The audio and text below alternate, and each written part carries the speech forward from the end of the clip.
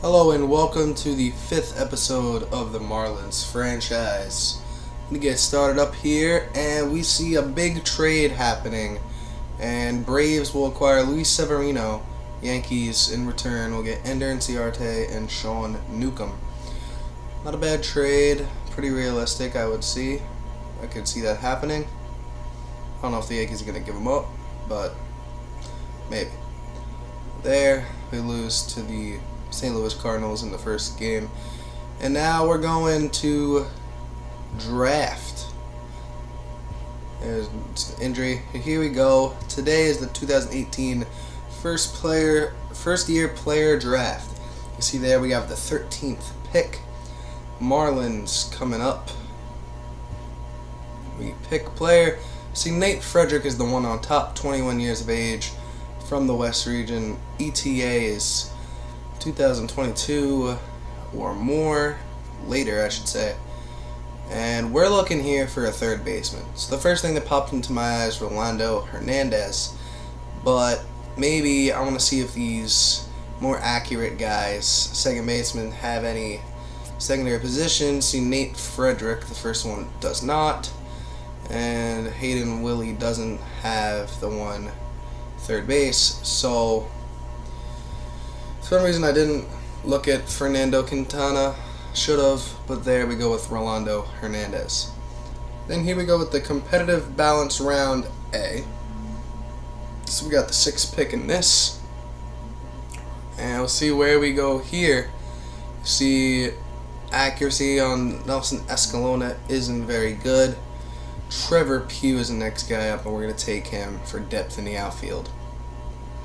Next up, feel like we needed a relief pitcher, and Omar Cannon is right there, 18 years of age, 80 potential still, and we could afford to miss on a relief pitcher.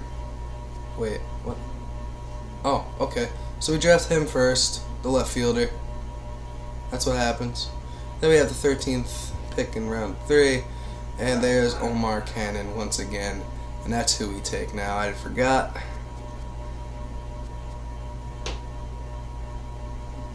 So yeah, the 80 potential, 18 years old, we draft Omar Cannon. Now, where is our next direction going to fall? There we see an 18-year-old, good accuracy. Next year, looking at the MLB, 80 potential. We take him right off the bat. Starting pitcher, Forrest something. Forgot already.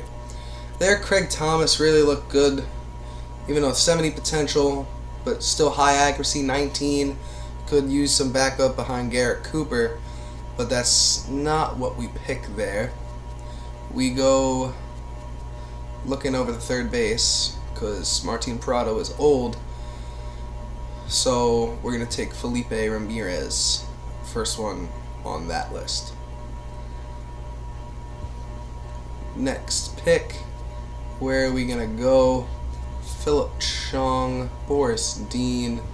Boris Dean has the secondary positions I wanted to look for.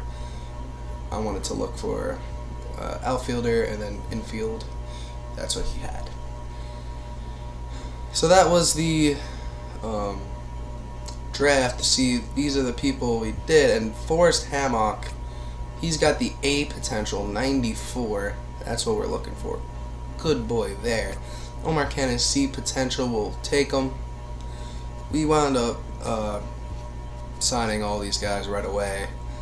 Kind of did it in a weird order. Trevor Pugh is Lester Clark is next. Ooh, switch up in the rotation now. Just everything, we're gonna sign everybody. So that's all done. Nobody under a C potential in that draft, so I think it was pretty successful. Next game, we lose. We got swept by the Cardinals. Next, we beat 11-3. Wei and Chen's on fire, 7-2. ERA under 3. Next game, we lose 3-10. And here we get a critical situation. It's basically what I'm doing for most of this franchise, is just critical situations and hopping in. Do a couple of games. That's that big sweeping slider. If it was a little closer, you might get a swing. But this will be there, first batter, lining out to left quickly. That's Hunter Renfroe. Next, Chase Headley on an 0-0 count. He will ground the ball easy for the second baseman Castro onto Justin Bour.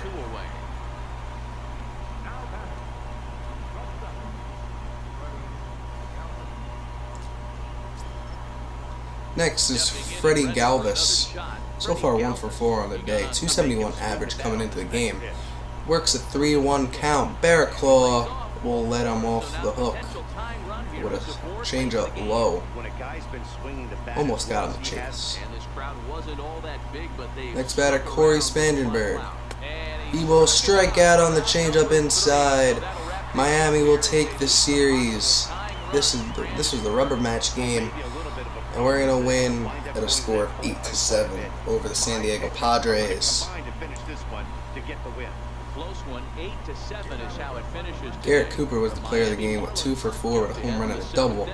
He is definitely our extra base hitter this year. Say.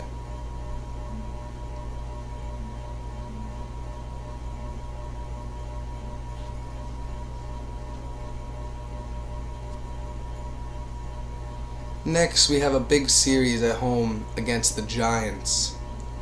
How it's going to go here, we don't know. Dan Straley against Bumgarner. These are supposedly the 2 aces, but I would call Chen our ace, for being real.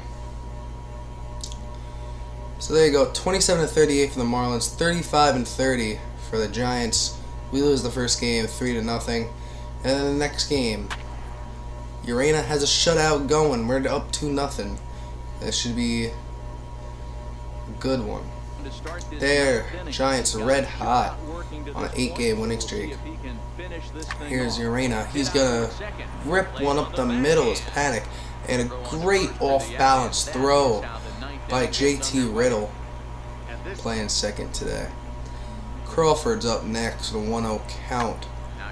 And he's gonna line this one into the gap right center, splitting the outfielders. Center fielder is gonna cut it off and throw it in. That's a 1-out double there. That's what you call a clutch piece of hitting. Down 2 runs, he puts himself in scoring. And that will end Urena's day as we bring in Kyle Barraclaw, looking for save number 20, ERA under 1, doing great for us this year. And then this one lined into center field. That will get caught. Now down to their last out. Quick 2-pitch at bat from Barraclaw. Sierra playing center. A lot of backups in. Then Hunter Pence, 2-1 count. He's going to get a fastball over the middle, driving it deep to center field. This one is out of here. Just like that, the game is tied in the 9th. Pence brings the Giants back into it. Then after that, it's just a rally in the 11th. Started off with an error by Anderson at first, and a snowball to a 5-run inning, and we couldn't come back from that. Tough game to lose, especially in the way it was. It was a bonehead mistake by Anderson. But then the winning streak goes to 9 for the Giants. Is Tomas Talise, 0-2 count. He gets one up the middle. That one will bring the runner home. It's a tie game. So after yesterday's letdown by the Marlins pitching, today the offense trying to get it done here in the 9th. Cooper will pop it up behind second. Panic will take that one in for the second out. And here's Cameron Maven. 2 outs in the 9th. Clutch opportunity. Winning run at second. And he will line this one into center field. That one will score the runner from second. This game is over. Riddle comes in to score. He had good wheels there, and that allowed him to score. But Maben, the big hit to walk it off after yesterday's disgrace of an inning that I did not show you guys because it was just that bad. Derek Dietrich wound up being the player of the game today, even though he did not have to walk off. Maben did. But he did have a home run, 2 RBIs.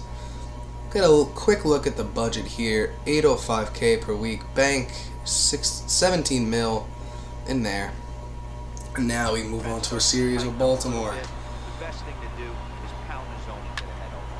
We are up. We're trying to close it out with Bear Claw. This one will be the second out. The runner not testing Cooper's arm there. And now it's 2 away.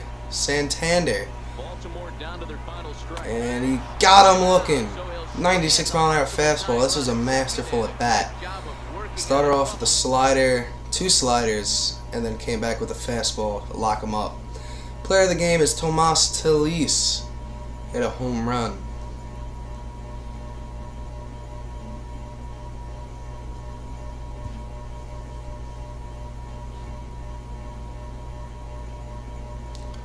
Going to the next game, we win again, 2-1.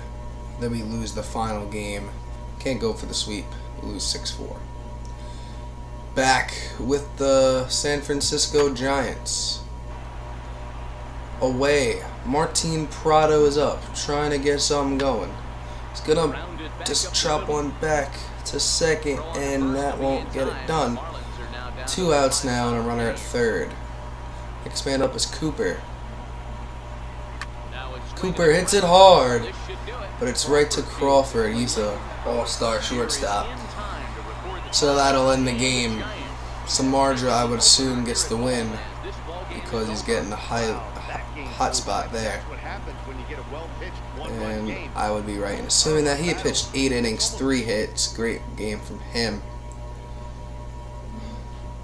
Whitgren will get the loss. As we lose the series, we lose that second game. And now we have to close it out again against the Giants. Hasn't always been good since the last time it was a disaster, up 2 runs. Marlins still third in the NL East, if you're wondering. So in the loading screen back there. This one, the second out of the inning in the 9th. And still, again, not testing Cooper's arm. Apparently he has a great arm back there. I did not know. Posey, great at bat here, long one. Went to 3-2. But it's not going to be successful there as he flies out to center field. Jarlene Garcia will get the win. Get the player of the game. 5.1 innings pitched, and he gets the dub. There we win 2 straight games against the Colorado Rockies. Got to put someone on the DL there. And here in the 3rd game, they can walk it off. It's 4-4. Desmond's already having a great game. He is 3 for 4. Runners at first and second. Whitgren on the mound. And they squared a bunt. And it's a good one. That'll be successful. And it's, oh, the bad throw by Martin Prado. It's going to be an E5 and it loads the bases with nobody out. It's a ground ball to Bohr. Bohr will come home for the force, and he will not get 2. Not in time to get Blackman. So Carpenter doesn't score. Arenado now. He'll hit this one deep to left over Dietrich's head, and that is the game. Even if he caught that, it was going to be a sac fly. And the game is over. LeMahieu comes in to score, but Arenado gets the big hit. Next series with Arizona. We win the first one, 5-2.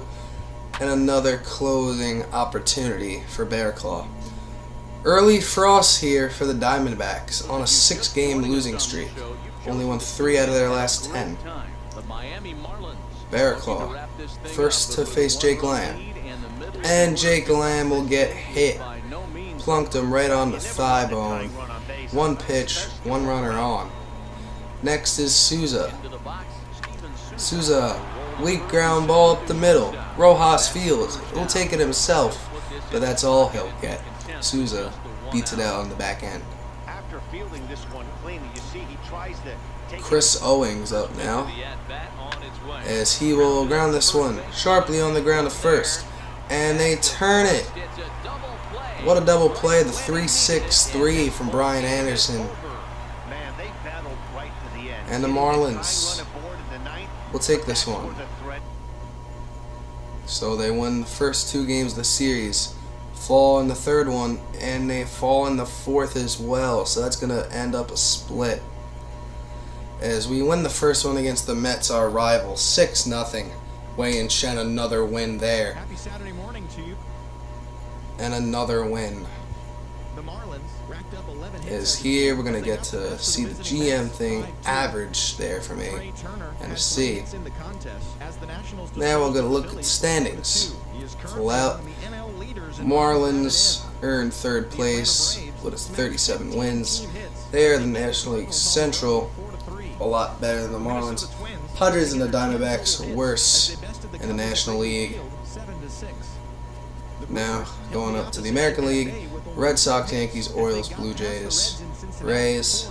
Central Indians are doing great, 58-23. Tigers are doing horrible with only 25 wins. And in the West, Astros, Angels, Athletics in the 3rd spot. Rangers only 31 wins. And that's tough. That is the 5th episode of the franchise. I hope you liked it. As always, like, comment, and subscribe on the video. Tell your friends about these videos, and I'll see you in the next one. Bye.